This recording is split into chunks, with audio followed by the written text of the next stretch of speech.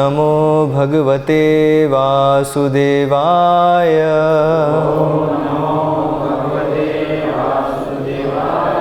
ओम नमो भगवते वासुदेवाय।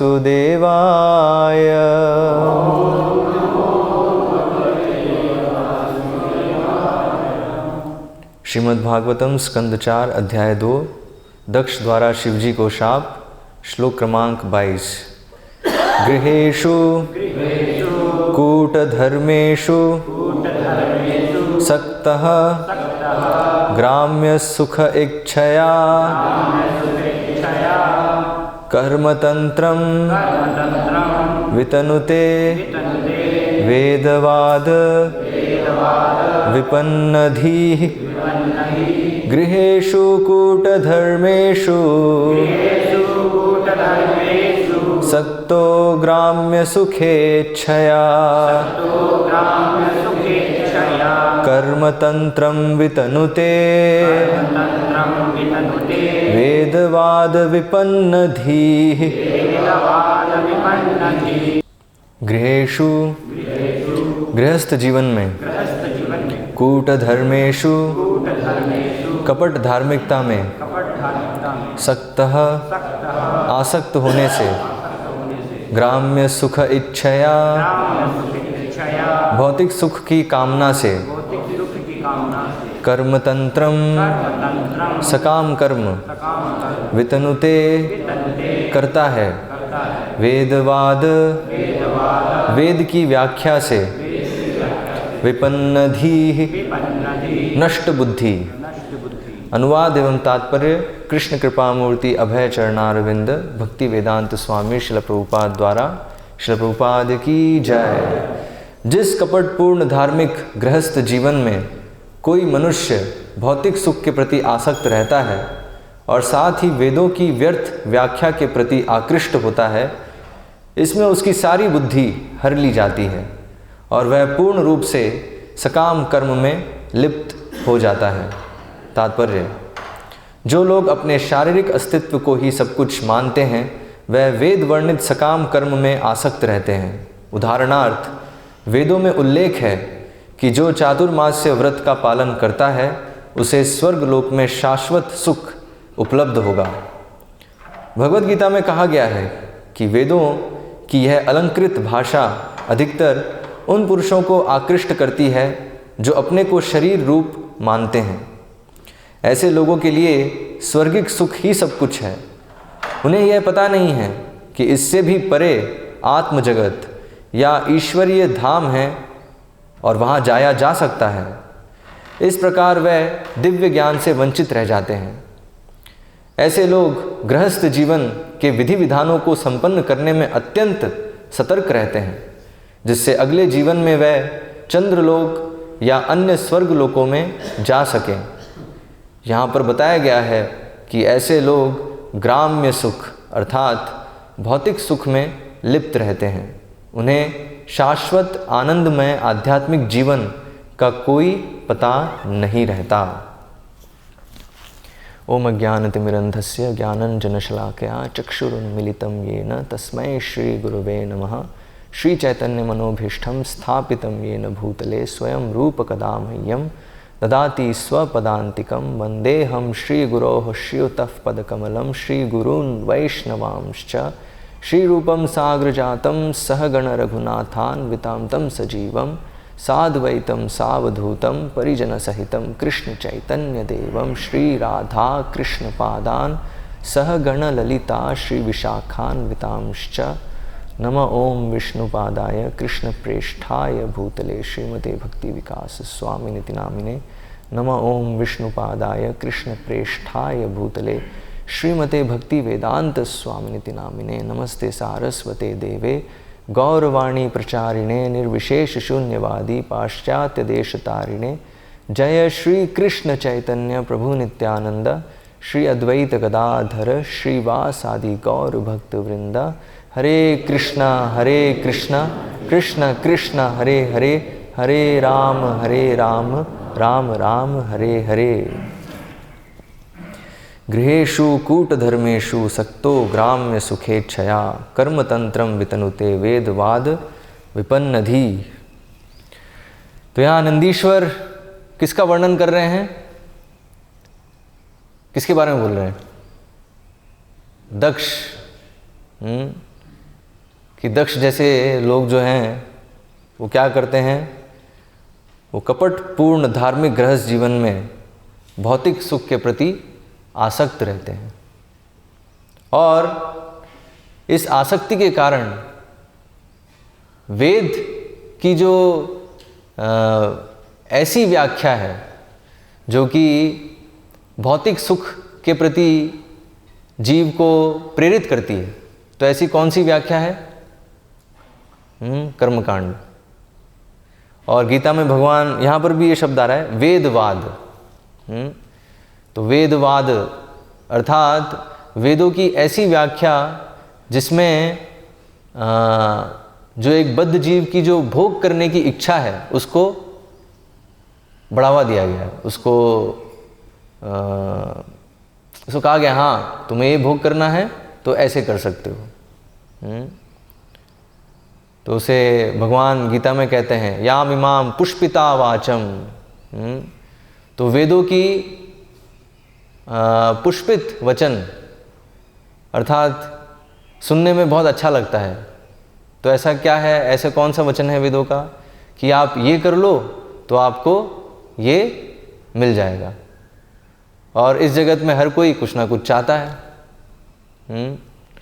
कुछ ना कुछ क्या चाहता है? वो भौतिक सुख चाहता है। तो यहाँ पर ये बताया है हाँ ग्राम्य सुखेच्छया। तो ग्राम्य सुख, तो ग्राम्य सुख मतलब भौतिक सुख। तो उसकी इच्छा हर एक को है। तो अभी जब वो वेद पढ़ता है और वेदों में देखता है और वेदों में ये बताया है कि अगर मुझे तो ये चाहिए और इसके लिए ये करना है, ये यज्ञ कर लो या इस देवता की पूजा कर लो, तो आपको ये फल प्राप्त हो जाएगा। जैसे अगर किसी को बहुत धन चाहिए तो उसके लिए क्या बताया? उसके लिए किसकी उपासना है?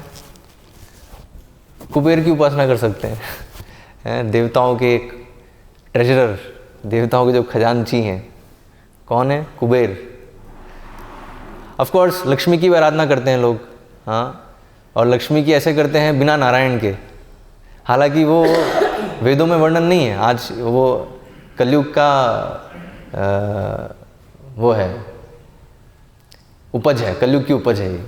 ऐसे यहाँ पर भी एक मंदिर है ना, भोपाल में एक मंदिर है, सिर्फ लक्ष्मी की मूर्ति है सिर्फ वहाँ पे। पता है आपको? एक है नेहरू नगर में है शायद, वहाँ पे कहीं एक मंदिर है, उसमें सिर्फ लक्ष्मी की मूर्ति है।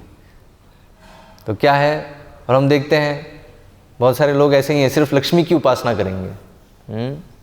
लेकिन उनको पता नहीं है कि उस तरह से अगर लक्ष्मी आएगी तो क्या है, वो कभी भी स्थिर नहीं रहेगी। तो इसलिए वेदों में तो जो वर्णन है तो वो है अगर धन भी चाहिए किसी को तो लक्ष्मी नारायण की उपासना करे। तो इस प्रकार से अनेक वर्णन है कि बताया जिसको प्रजा चाहिए तो प्रजापति की उपासना करे। ऐसे अनेक चीज़ें हैं। किसी को अगर सुंदर पत्नी चाहिए तो उमा पार्वती जी की उपासना करे। तो इस प्रकार से किसी को अगर स्वास्थ्य चाहिए तो स्वास्थ्य के लिए क्या बताया है? सूर्य देव की उपासना करे। तो ये सब, तो ये वेदों के पुष्पित वचन हैं। सुनने में अच्छा होता है, और वेदों में बताया है मुझे तो यही चाहिए तो इसी को करते हैं। लेकिन यहाँ बताया है ये जो वेदों के जो पुष्पित वचन है किसको आकर्षित करते हैं? जो लोग भौतिक सुख चाहते हैं। और प्रॉब्लम क्या है उसमें? वो भौतिक सुख चाहने से वो उससे आसक्त होते हैं, और आसक्त होने से उनकी जो बुद्धि है वो भ्रष्ट हो जाती है। तो बताया वेदवाद विपन्न धी। तो धी क्या है? बुद्धि, ठीक है। और विपन्न धी यहाँ बताया है नष्ट बुद्धि, उसकी बुद्धि नष्ट हो जाती है। तो ये एक फैक्ट है, तथ्य है कि जो भी भौतिक सुख से आसक्त होगा उसकी बुद्धि भ्रष्ट होगी। वो कभी भी सही निर्णय नहीं ले पाएगा। वो हमेशा ऐसे ही कार्य करेगा जिससे उसका बहुत नुकसान होगा और बाकी सबका भी, जो भी उससे जुड़े हुए हैं उनका भी नुकसान होगा। ऐसे यहाँ पर दक्ष का वर्णन है। तो अभी दक्ष को यहाँ पर क्यों बोल रहे हैं? कपटपूर्ण धार्मिक गृहस्थ जीवन में है वो, क्योंकि ये हो जाता है जिसको ग्राम में सुख चाहिए और आसक्त है, तो अभी उस भौतिक सुख को प्राप्त, भौतिक सुख कैसे मिलेगा? उसके लिए भौतिक संसाधन चाहिए, है ना। तो भौतिक संसाधन अगर चाहिए उसको बटोरने के लिए, फिर क्या होगा? क्योंकि मान लो अगर कुछ लोग हैं, कुछ लोग नहीं, भौतिक जगत में तो सभी लोग हैं, सभी लोग जो हैं वो ग्राम में सुख के लिए लालायित हैं, उनको भौतिक सुख चाहिए। तो इसके लिए फिर क्या है? उन्हें भौतिक संसाधन चाहिए। तो अभी जो भौतिक संसाधन है उसको प्राप्त करने की एक प्रतियोगिता हो जाएगी, कंपटीशन। हाँ, तो जैसे ही इंद्रिय तृप्ति लक्ष्य है तो क्या होगा? तो फिर वहाँ पर कंपटीशन आ जाएगा, प्रतियोगिता आ जाएगी। और प्रतियोगिता जहाँ पर आएगी तो फिर क्या होगा? तो फिर ये होगा, कपटपूर्ण चीज़ें होंगी। उससे बच नहीं सकते। तो जैसे यहां पर दक्ष ने क्या कपटता करी? यहां पे दक्ष यहां पर क्या कपटता कर रहा है? तो यहां पर क्या कपटता कर रहा है वो? अगर आपको ध्यान होगा तो उसने कैसे जो सभा थी उसको संबोधन कैसे किया कि देखो मैं जो कहने जा रहा हूं वो ईर्ष्यावश नहीं कह रहा हूं, है ना, द्वेष के कारण नहीं कह रहा हूं, मैं सबके भले के लिए कह रहा हूं। हाँ, लेकिन वास्तविकता क्या थी कि दक्ष जो है वो द्वेष के कारण कह रहा है, उसको शिवजी से द्वेष है। तो शिवजी से उसको द्वेष है और उसके कारण वो शाप दे रहा है शिवजी को। जैसे इस अध्याय का शीर्षक ही है, दक्ष द्वारा शिवजी को शाप। तो क्यों दिया दक्ष ने शाप शिवजी को? क्योंकि दक्ष को लगा कि ये जो है ये तो मेरा कनिष्ठ है, हाँ, ये तो मेरा दामाद है, तो इसको मेरा सम्मान करना चाहिए। इसे नहीं किया सम्मान तो अभी इसको मैं शाप दूंगा, अभी इसको दंड दूंगा। लेकिन शिवजी की जो वास्तविक स्थिति है वो नहीं समझ रहे, शिवजी उनसे ऊपर हैं। हाँ,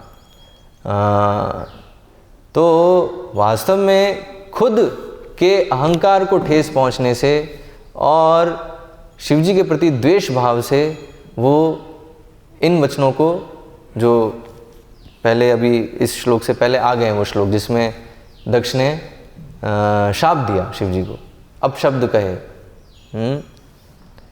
लेकिन शिवजी ने कुछ प्रतिकार नहीं किया, शिवजी ने सहन किया उसको।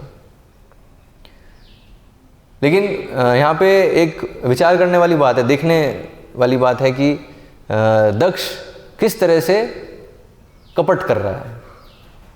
तो कपटता मतलब क्या कि हृदय में कुछ और है और कह कुछ और रहे हैं, उद्देश्य कुछ और है और बाहर उद्देश्य कुछ और बता रहे हैं, है ना। मतलब अंदर और बाहर बहुत अलग है सेम नहीं है। तो हृदय में क्या है?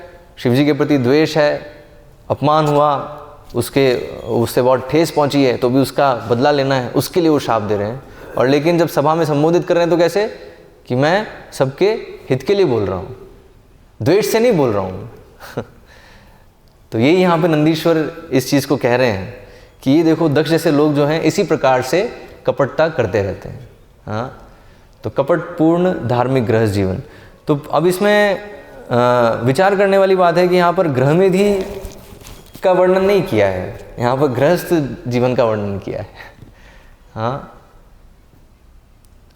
और धार्मिक गृहस्थ जीवन मतलब धार्मिक तरीके से जो गृहस्थ जीवन है तो उसमें भी कपटता हो सकती है। और यहाँ पर उदाहरण है दक्ष का। दक्ष तो प्रजापति थे, ब्रह्मा के मतलब ब्रह्मा के पुत्र हैं, बहुत ही उच्च स्थिति में हैं। लेकिन अभी प्रॉब्लम क्या, उनके साथ समस्या क्या है कि वो वेदों के जो पुष्पित वचन हैं उनसे आसक्त हैं, और वो क्या सोच रहे हैं कि यही लक्ष्य है। यहाँ समस्या हो गई है ना, कि ये जो वेदों के जो पुष्पित वचन हैं यही वेदों का लक्ष्य है। तो वेद किस लिए हैं? हमारी इंद्रिय तृप्ति के लिए। तो ऐसा जो भी सोचता है तो वो दक्ष जैसा ही हो जाएगा। हाँ, वो क्या होगा, गृहस्थ जीवन में है और फिर वो इंद्रिय तृप्ति के प्रति आसक्त रहेगा, तो इंद्रिय विषय उनको प्राप्त करने का प्रयास करेगा, इवन धार्मिक तरीके से भी, तो भी वो कपटी हो जाएगा अगर उसने उसी को लक्ष्य समझ लिया तो। तो यहाँ तो इसलिए आगे के श्लोक में नंदीश्वर कह रहे हैं, दक्ष ने देह को ही सब कुछ समझ रखा है, इसने विष्णुपाद अथवा विष्णु गति को भुला दिया है और केवल स्त्री संभोग में ही लिप्त रहता है। तो भौतिक सुख का मतलब क्या है? भौतिक सुख जो है उसका केंद्र पूरा क्या है? ये स्त्री संभोग ही है। तो इसलिए दक्ष का नाम दक्ष क्यों है? प्रजापति, तो प्रजापति दक्ष मतलब वो बहुत दक्ष हैं ये जो है स्त्री संभोग में और से संतान उत्पन्न करने में।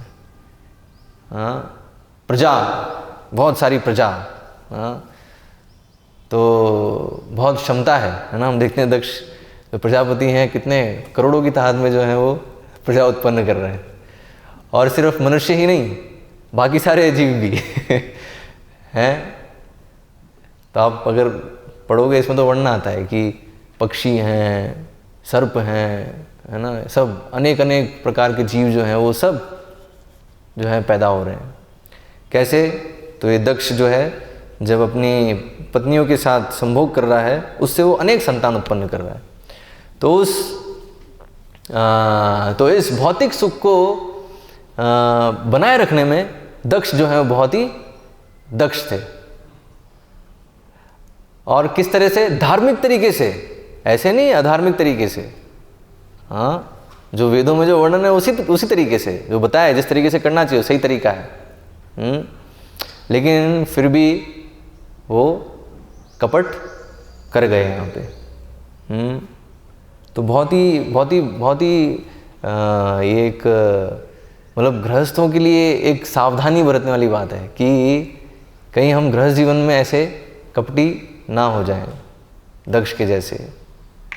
तो उसके लिए क्या करना होगा? तो उसके लिए हमें हमारा लक्ष्य क्लियर होना चाहिए। अगर गृहस्थ जीवन में रह के हम सोचें कि लक्ष्य जो है वो यही है, इस गृहस्थ जीवन का में जो सुख है उसका भोग करना।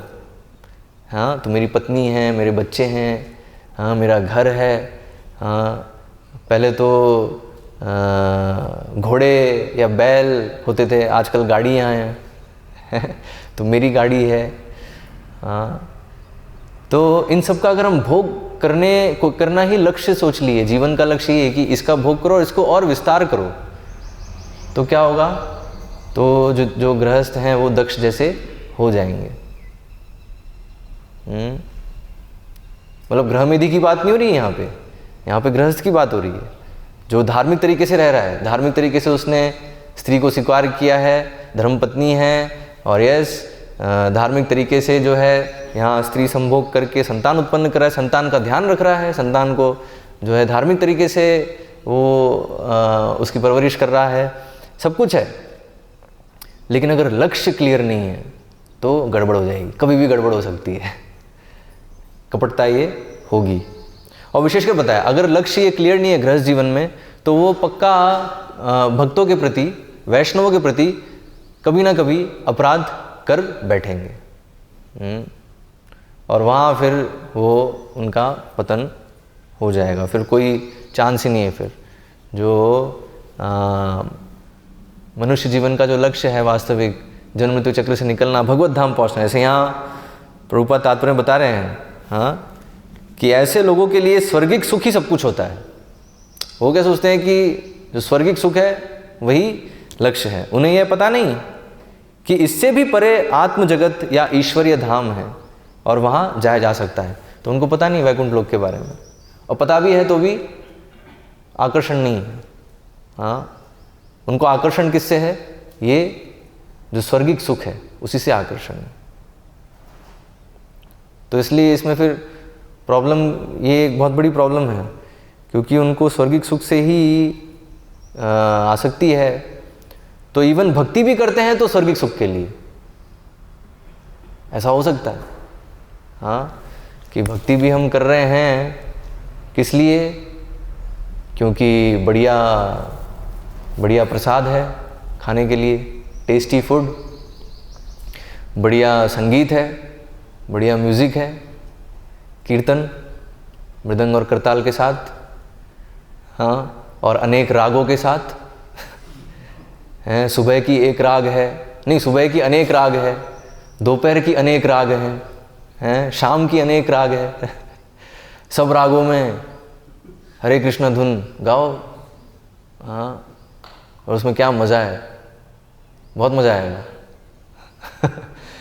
हैं, क्योंकि वो राग है ही इसलिए, एक पर्टिकुलर इमोशन को लाने के लिए।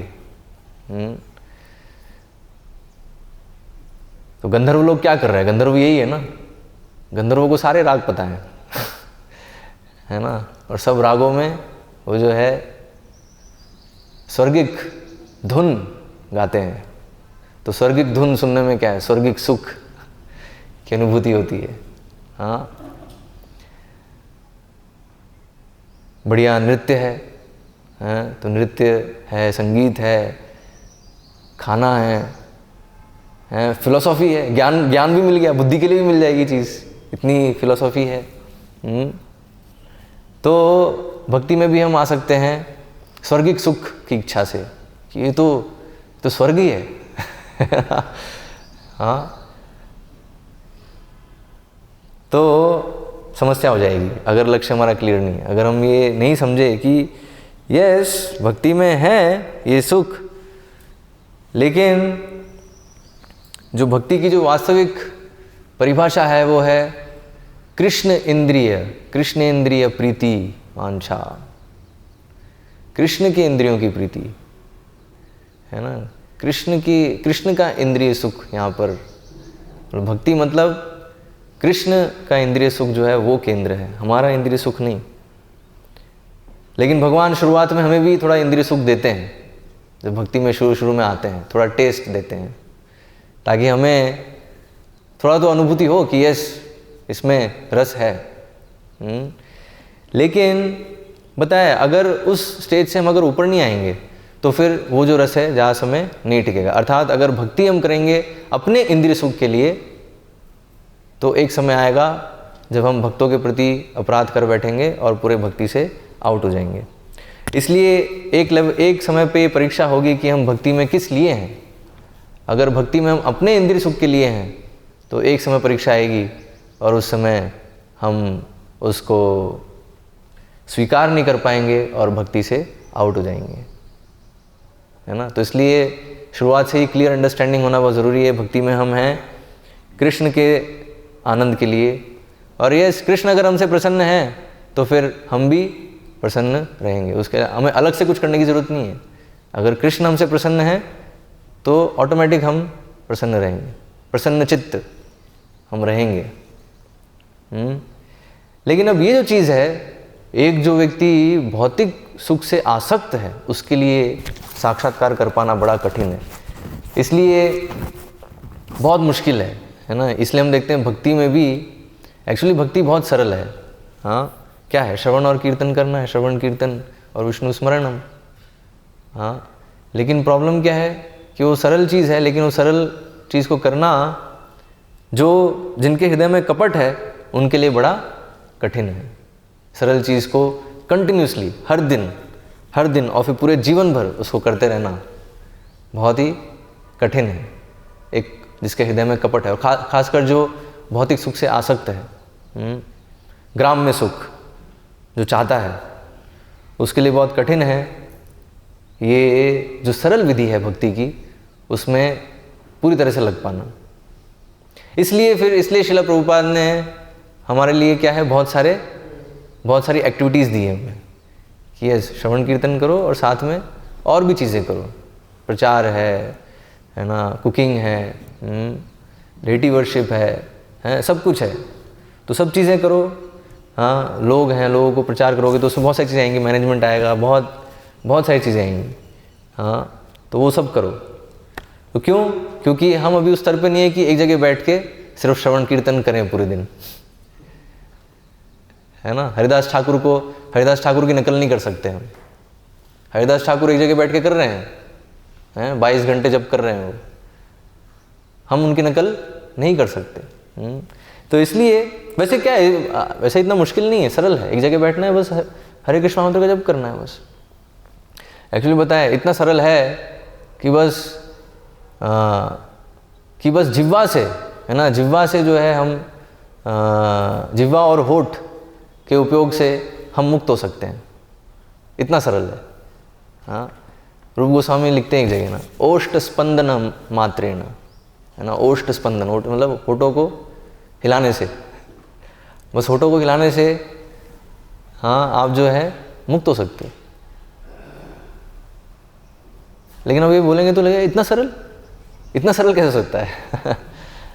हाँ, तो क्योंकि हम लोग कपटी हैं, हम लोग भौतिक सुख से आसक्त हैं, तो इसलिए स्वाभाविक है कपट आ ही जाता है। क्योंकि प्रतियोगिता आ जाती है तो फिर उसमें कंपटीशन में कपट आ ही जाता है। तो क्या होगा, तो इसलिए हमें सरल चीज़ भी सरल नहीं लगेगी। तो इसलिए फिर हमें थोड़ा सा उसमें फिर बहुत सारे चीज़ें ऐड करके पैकेज चाहिए फिर हमें, है ना। इसलिए आजकल पैकेज का ज़माना है, तो पूरा फुल पैकेज होना चाहिए। कोई एक अगर सरल चीज़ बताएंगे तो वो बहुत मुश्किल है व्यक्तियों को स्वीकार कर पाना। तो इसलिए भक्ति हम क्यों कर रहे हैं, हम सब यहाँ पर क्यों हैं, वो हमें क्लियर होना चाहिए। नहीं तो फिर जब ये परीक्षा आएगी जिसमें हमारे मतलब भक्ति में हैं हम, और हमें अभी जो शुरुआत में जो इंद्रिय सुख मिल रहा था, जो मज़ा आ रहा था भक्ति में, वो मज़ा नहीं आएगा। इनफैक्ट कष्ट आ सकता है। हाँ, मन को कष्ट हो सकता है, इंद्रियों को कष्ट हो सकता है, ऐसी स्थिति आ सकती है। और वहाँ परीक्षा है कि उस स्थिति में भी हम भक्ति कंटिन्यू करते हैं या नहीं। और वही तो है ना। तो काम में और प्रेम में क्या है, जब तक मुझे मज़ा आ रहा है तब तक तो हर कोई वो चीज़ कर लेगा। हाँ, कोई कौन सी बड़ी बात है। मतलब भक्ति में जैसे कीर्तन में, नृत्य करने में, गाने में, प्रसाद लेने में, इसमें तो मुझे बहुत मज़ा आ रहा है तो मैं कर ही लूँगा। लेकिन जब उसमें मज़ा नहीं आ रहा है ना, अर्थात कुछ मान लो, मतलब एक्चुअल परीक्षा तब है जब बहुत प्रेशर है ना।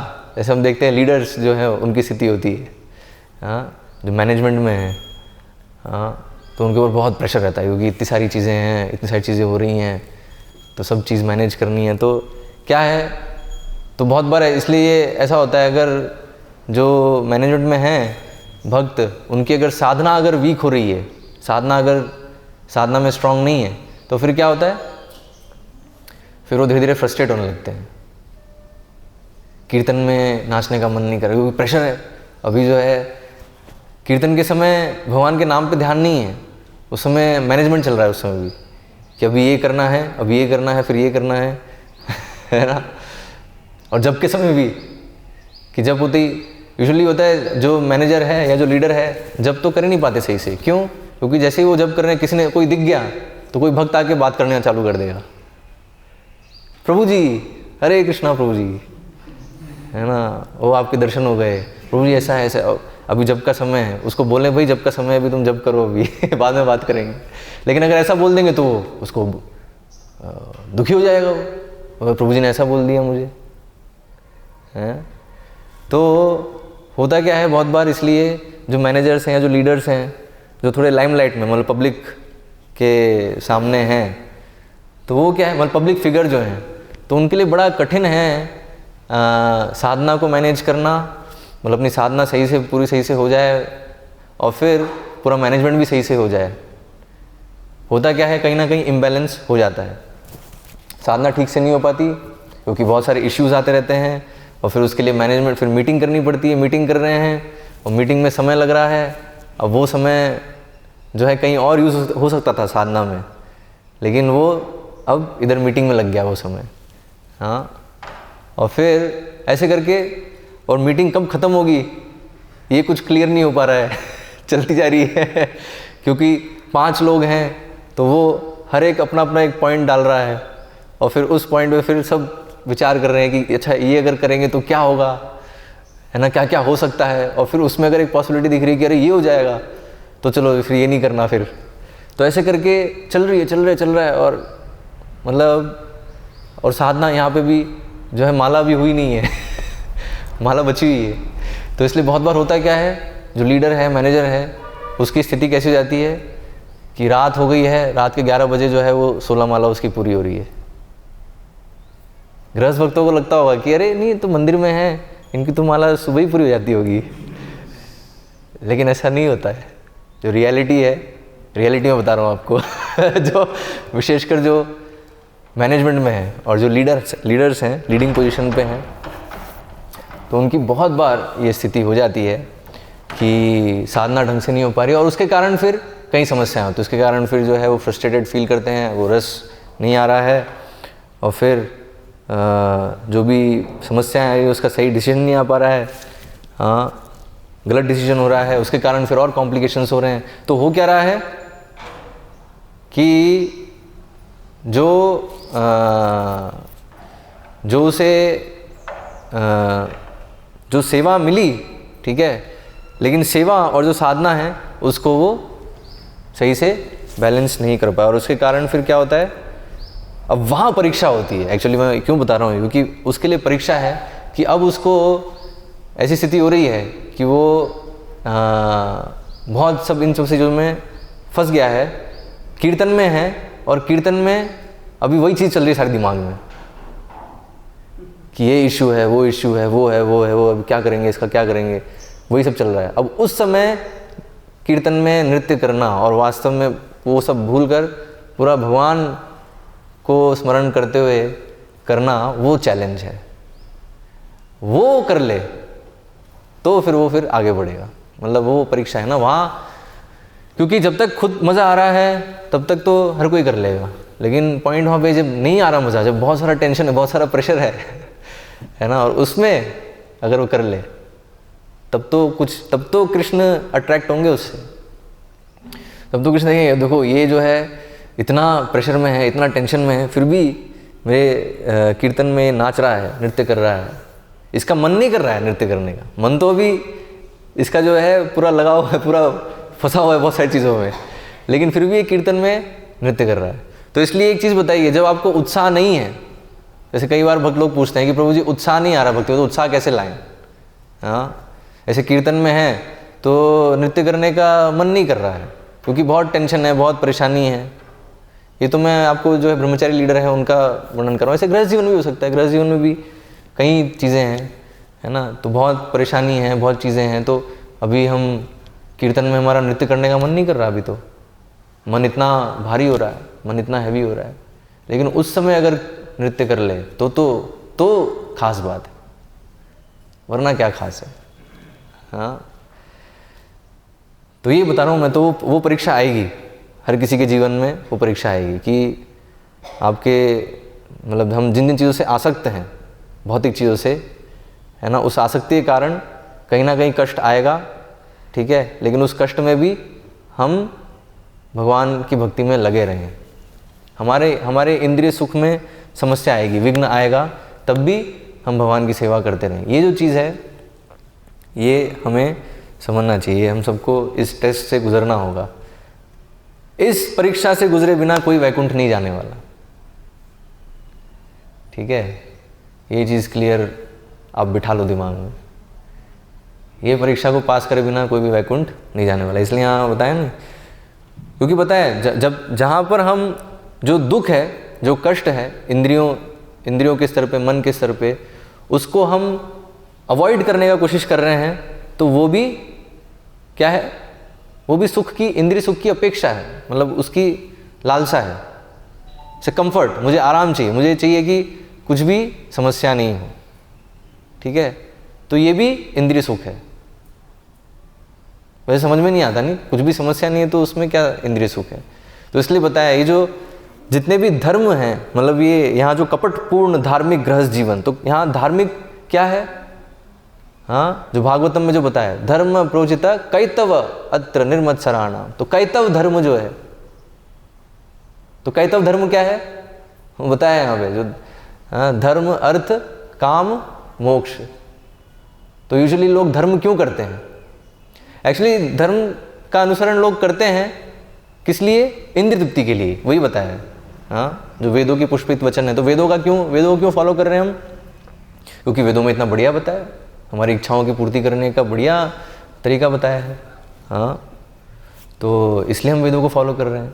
तो वेद में यही है, हाँ, 4 पुरुषार्थ, धर्म अर्थ काम और मोक्ष। तो इसलिए वैदिक अनुष्ठानों का पालन करो।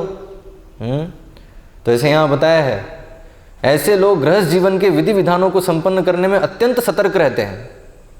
हाँ, अत्यंत सतर्क रहते हैं। सारे जो वेदों में जो बताया है गृहस्थ जीवन में जो जो विधि विधान करने हैं, जैसे यहाँ प्रभुपाद एक उदाहरण दे रहे हैं चातुर्मास्य का। तो चातुर्मास्य व्रत का वर्णन किया गया है। तो हम लोग तो जो वैष्णव हैं वो तो चातुर्मास्य करते हैं किस लिए? भक्ति में प्रगति करने के लिए, शुद्ध भक्त बनने के लिए। हाँ, लेकिन यहाँ वर्णन है, मतलब वेदों के जो कर्मकांडे भाग है उसमें भी चातुर्मास्य का वर्णन है। तो उसमें क्या वर्णन है चातुर्मास्य का? कि यहाँ बताया है, वेदों में उल्लेख है कि जो चातुर्मास्य व्रत का पालन करता है उसे स्वर्ग लोक में शाश्वत सुख उपलब्ध होगा। तो स्वर्ग लोक में शाश्वत सुख उपलब्ध होगा। अब यहाँ पे एक और चीज़ गौर करने की कि वेदों की ये जो भाषा है, पुष्पित भाषा है, ये एक्चुअली चीटिंग है। चीटिंग कैसे है? इसलिए बताया कैतव धर्म है। क्यों?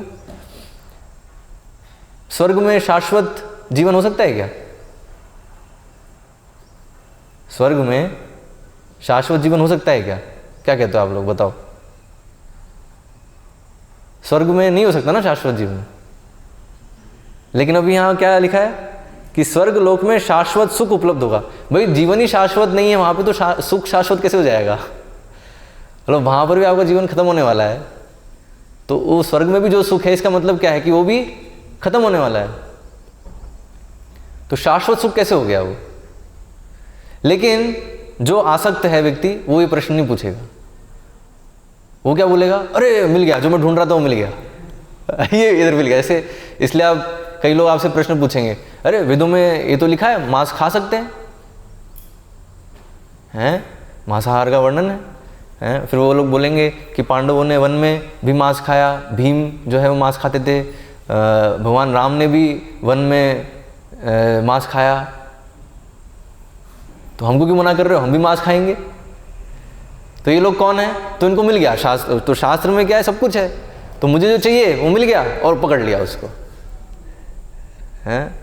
तो इसलिए बताया है चीटिंग, है ना, ये कैतव धर्म है।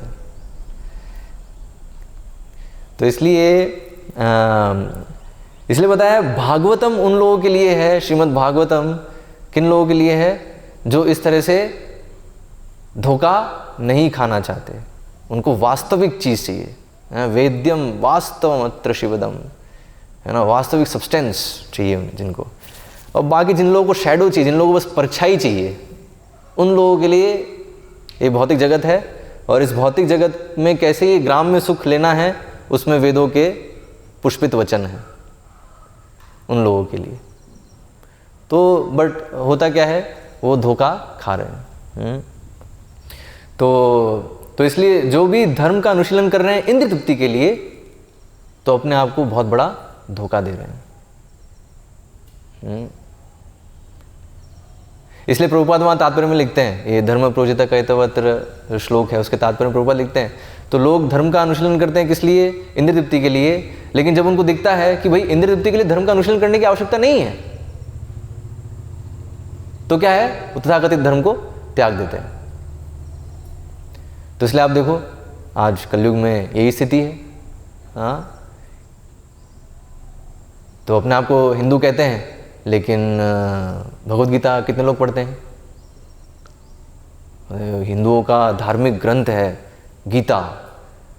वो गीता जो है, लाल कपड़े में लिपेट के रखी हुई एक कोने में, ठीक है, बस रखी हुई है। इवन रखी हुई भी डाउटफुल है अभी, कितने कितने हिंदुओं के घर पे रखी हुई है ये भी चेक करना पड़ेगा है।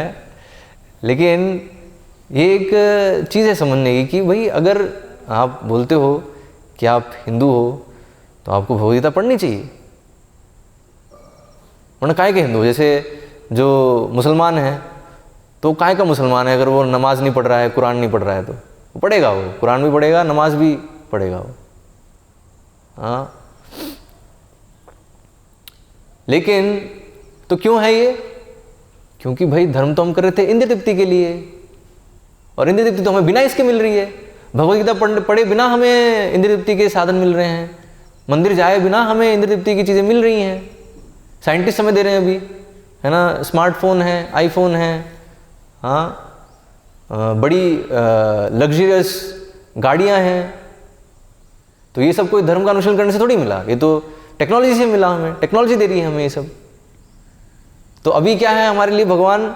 वैज्ञानिक गण, है ना, वैज्ञानिक और जो टेक्नोलॉजिस्ट हैं, और या फिर जो ये टेक्नोलॉजी को जो बना रहे हैं, जो बिजनेसमैन हैं। हाँ, जैसे अभी कौन है, अभी इन लोगों के लिए महाजन कौन है?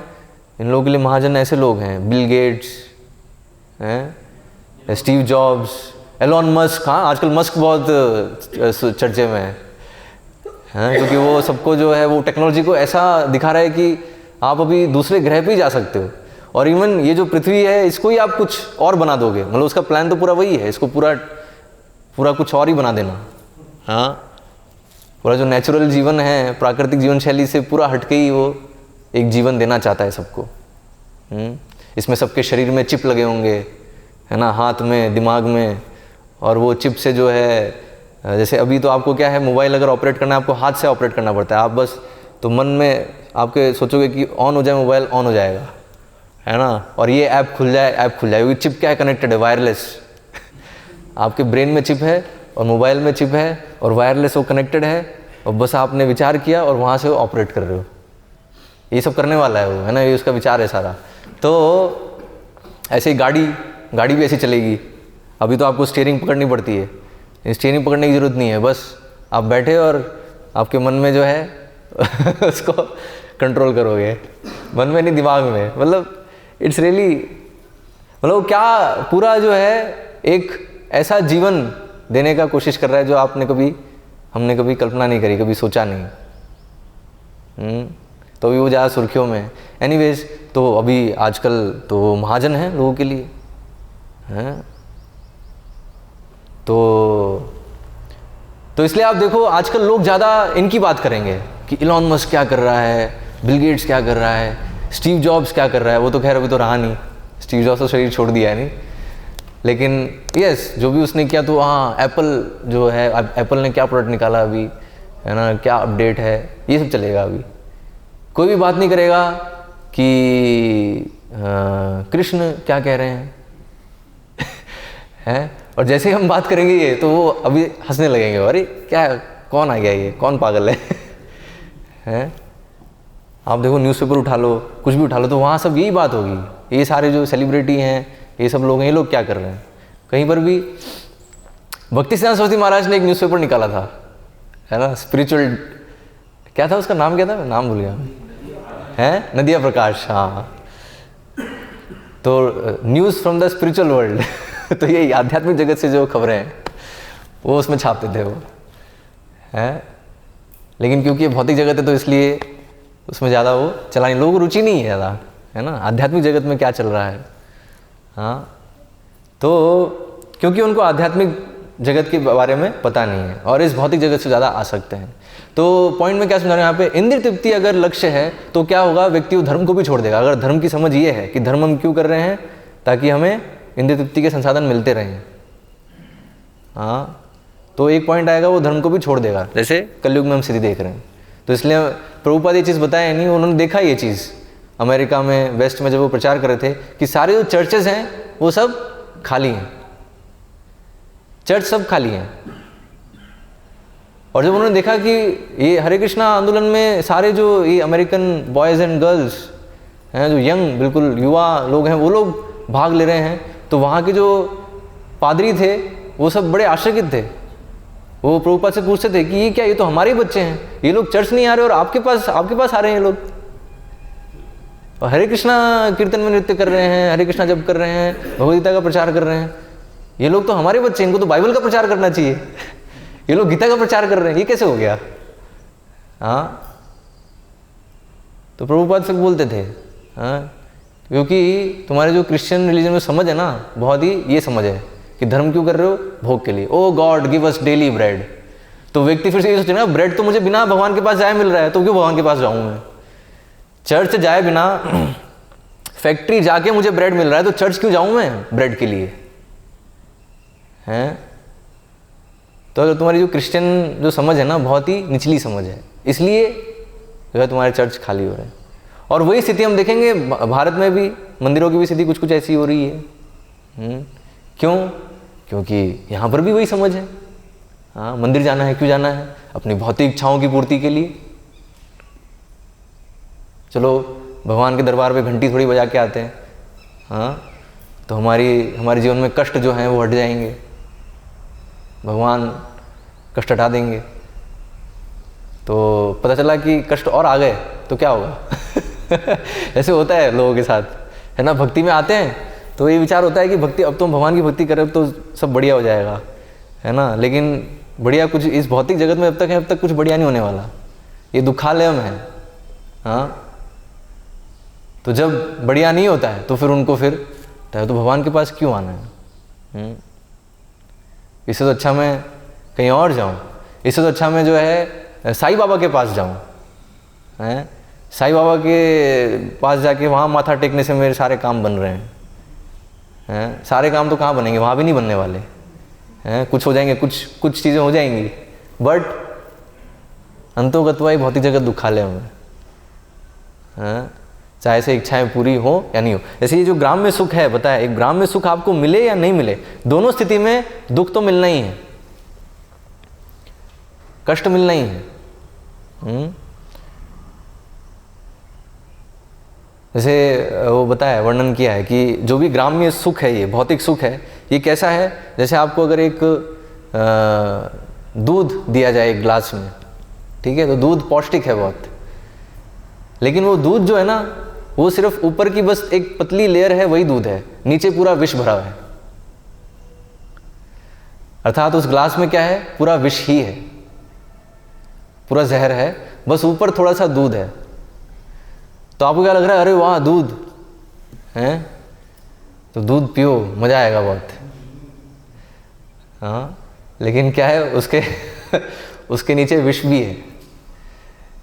तो इसलिए जैसे ही भौतिक सुख के पीछे भागेंगे तो दुख भी आने वाला है, उसके साथ ही कनेक्टेड है, जुड़ा हुआ है। लेकिन क्या होता है, जो आसक्त है, क्योंकि यहाँ बताया ना, नष्ट बुद्धि, जिनकी बुद्धि नष्ट हो गई है, वो इस चीज़ को नहीं देख पाते। उनको क्या दिखता है? बस ऊपर का दिखता है, ऊपर दूध है ना, नीचे का जो विष भरा है वो उसे नहीं दिखता है। तो वो देखने के लिए उसके लिए एक्सरे विजन चाहिए। एक्सरे समझते हो? तो एक्सरे विजन क्या है? शास्त्र चक्षु, उसके लिए शास्त्र चक्षु चाहिए, क्योंकि ये हमारी आंखों से हम देख ही नहीं सकते इस चीज़ को,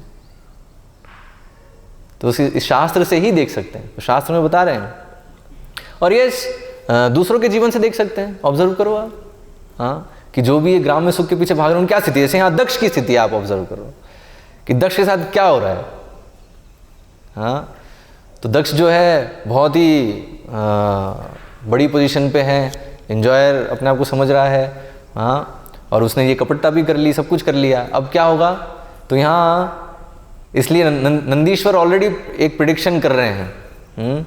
इसने विष्णुपाद अथवा विष्णु गति को भुला दिया है, तो लक्ष्य को भूल गया है ये, और केवल स्त्री संभोग में ही लिप्त रहता है ना। गृहस्थ जीवन में वो आसक्त हो गया है, स्त्री संभोग से आसक्त हो गया है वो। अतः इसे शीघ्र ही बकरे का मुख प्राप्त होगा। तो हम लोग के केस में कैसे लगेगा ये कि अगर आप गृहस्थ जीवन से बहुत आसक्त हो तो शीघ्र ही आपको पशु शरीर, पशु का मुख मिल जाएगा। अब और जो लोग बहुत मैं करते हैं तो उनको बकरे का ही सर मिलने वाला है ना। मैं वो तो पक्का बकरे ही बनने वाले हैं। और फिर जो अगर कुछ और चीज़ तीव्र रही तो कुछ और बनेंगे। लेकिन पक्का है कि पशु का शरीर ही मिलने वाला है अगर लक्ष्य को भूल गए तो। तो इसलिए हम समझें कि इंद्रिय तृप्ति जो लक्ष्य नहीं है, लक्ष्य है कृष्ण की संतुष्टि, ठीक है। और उससे कृष्ण अगर प्रसन्न होंगे तो हम प्रसन्न हो, तो हम आनंद में रहेंगे। हम अगर अलग से प्रयास करेंगे सुखी होने का तो वो कभी भी प्रयास सफल नहीं हो सकता। तो यहाँ ये दक्ष का उदाहरण है, ये हम देखते हैं। दक्ष क्योंकि इस समय इस बार तो उन्होंने शिव जी के प्रति अपराध किया, और फिर हम देखते हैं अभी छठे स्कंद में वर्णन आएगा, फिर से वो अपराध करते हैं किसके प्रति? नारद मुनि के प्रति। क्यों? क्योंकि वही स्थिति है, आसक्त है वही वेदों के पुष्पित वचन से। तो वहाँ जब नारद मुनि ने जब उनके सभी पुत्रों को फुल टाइम करा दिया है, तो पहले तो एक सेट को पहले फुल टाइम किया, तो उस समय दक्ष ने थोड़ा टॉलरेट कर लिया कि चलो ठीक है, कोई बात नहीं, फिर से मैं उत्पन्न करता हूँ संतान है। तो पहले सेट में कितने थे पुत्र? 10,000 थे, है ना। 10,000 जो है 10,000 पूरे फुल टाइम हो गए, ठीक है, निवृत्ति मार्ग पे चले गए वो है। और ये दक्ष जो है पूरा प्रवृत्ति मार्ग पे आ सकता है। ये प्रवृत्ति इसको भी कहते हैं ना, जो कर्मकांड पुष्पित वचन है इसको प्रवृत्ति मार्ग भी कहते हैं, ठीक है। और जो ये हम जो बता रहे हैं, जो भागवतम में जो बताया है वो क्या है? निवृत्ति मार्ग है, ठीक है। तो जो 10,000 पुत्र हैं, तो नारद मुनि क्या सिखाते हैं? नारद मुनि निवृत्ति मार्ग सिखाते हैं, ठीक है, वो आचार्य हैं निवृत्ति मार्ग के तो 10,000 पुत्र नारद मुनि को सुन के उनसे प्रभावित होके वो तो चले गए उस दिशा में जहाँ से कोई वापस नहीं आता, अर्थात वैकुंठ। तो वैकुंठ से कोई वापस नहीं आएगा। तो दक्ष को जब पता चला तो बहुत गुस्सा आया उनको। एक्चुअली मन में तो उन्होंने अपराध कर ही दिया नारद मुनि के प्रति, नारद मुनि ने ऐसा कैसे कर दिया हैं। लेकिन फिर भी उन्होंने सोचा चलो ठीक है, अभी मेरे पास और क्षमता है, तो अभी जो है एक और सेट पैदा करते हैं। दूसरे सेट में कितने पैदा किए बच्चे हैं? 1,000 राइट। तो अभी 1,000 पैदा किए, उनको भी भेजा। लेकिन फिर भी देखो दक्ष में ये तो था कि यहाँ तपस्या तो करनी है ऐसा नहीं कि बस पैदा करके बस तुरंत उनको जो है गृहस्थ जीवन में लगा दिया। दक्ष में भी इतनी अकल थी कि ये गृहस्थ जीवन में एंटर करने से पहले थोड़े समय ब्रह्मचर्य व्रत का पालन करे और उसके बाद गृहस्थ जीवन में प्रवेश करे, तो उसमें अच्छे से गृहस्थी संभाल भी पाएगा। हाँ, तो दक्ष को इतना तो समझ थी, तो इसलिए उसने फिर से जो 1,000 बच्चे उनको भी भेजा तपस्या के लिए, कि तपस्या करके, लेकिन किस लिए? ताकि तुम इस स्तर पे आ जाओ कि प्रजा संभाल सको, प्रजा और उत्पन्न कर सको, अच्छी प्रजा उत्पन्न कर सको, हैं।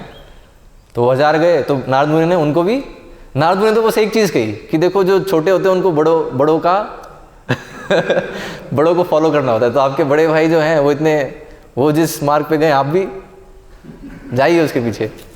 तो बस सुनते हो हमारे बड़े भाई जो उधर गए तो हम भी चलो चलते हैं। तो 1,000 जो थे वो ऐसे चले गए, उधर ज़्यादा प्रीचिंग नहीं करनी पड़ी नारद मुनि को हैं, वो 1,000 ऐसे फुल टाइम हो गए।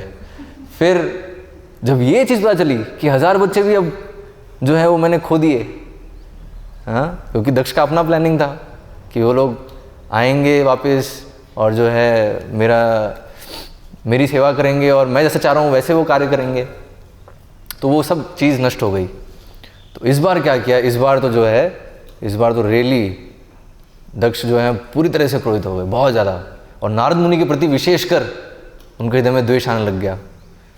और इस बार क्या, नारद मुनि पहुँचे, चलो बच्चों का उद्धार कर दिया, पिता का भी उद्धार कर देते हैं, है ना, ये सोच के नारद मुनि दक्ष के पास भी पहुँचे। लेकिन दक्ष ने फिर क्या कहा कि हे नारद, तुम असाधु हो, तुम साधु नहीं हो, मैं साधु हूँ, है ना, मैं साधु, क्योंकि देखो मैं वेदों को फॉलो कर रहा हूँ बिल्कुल, है ना। और तुम जो हो, तुम क्या कर रहे हो? तुम वो जो बच्चे थे जिन्होंने अभी तक इंद्रिय सुख अनुभव नहीं किया, उनको तुमने वैराग्य करवा दिया। तो वैराग्य भी कैसे वो धारण कर पाएंगे?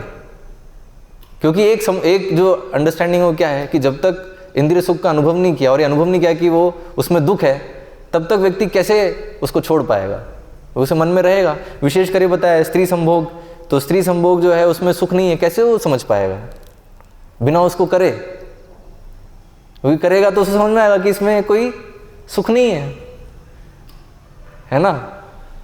तो दक्ष की ये समस्या, दक्ष को ये समझ में नहीं आ रहा है कि नहीं, जो है सुनकर भी व्यक्ति अनुभव ले सकता है, समझ सकता है। तो दक्ष तो ये इसलिए बताया, ये लोग जो पुष्पित वचन से आसक्त हैं, ग्राम्य सुख से आसक्त हैं, तो वो लोग क्या सोचते हैं कि अनुभव से ही सीख सकते हैं।